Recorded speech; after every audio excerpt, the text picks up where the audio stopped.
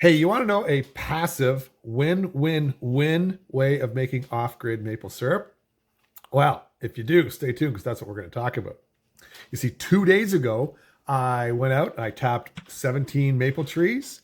Last night, I got my buckets, my 5-gallon pails, and I went out and I collected 7 gallons worth of sap.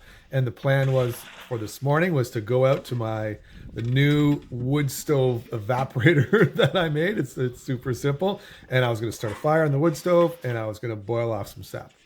But here's the problem. It was minus 16 Celsius this morning. I'm like, no, I'm not going out there in those temperatures. So I said, I'm going to spend the day indoors.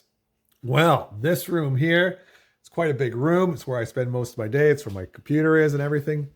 It was quite chilly as well because it's above the garage and the wood stove is the only form of heat. So I thought to myself, instead of going out and starting a fire outdoors, why don't we just evaporate the sap on the indoor wood stove? So let's go over there and check that out and I'll show you what's happening. Before we get to the wood stove, I just need to show you what's happening in my house right now. We got Fred, who always hangs out under my desk. We got Willie, the Labrador, hanging out there.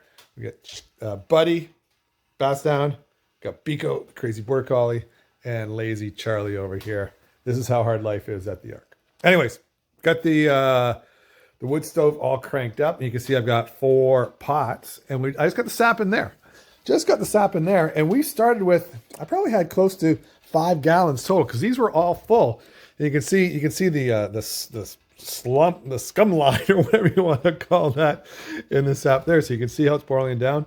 I don't know if you can barely see the steam coming off. It's not like bubbling and boiling and going crazy, but it's definitely like, yeah, you can see in all the pots, and I've filled them up a couple times, how the line of sap has gone down. Now, I know we're going to get the hater because haters got to hate, right? That's what you do. So you're going to say, oh man, that's going to take you forever. Yes, it is. Totally going to take forever. But you know what? I wasn't going to go outside today and cook in the cold.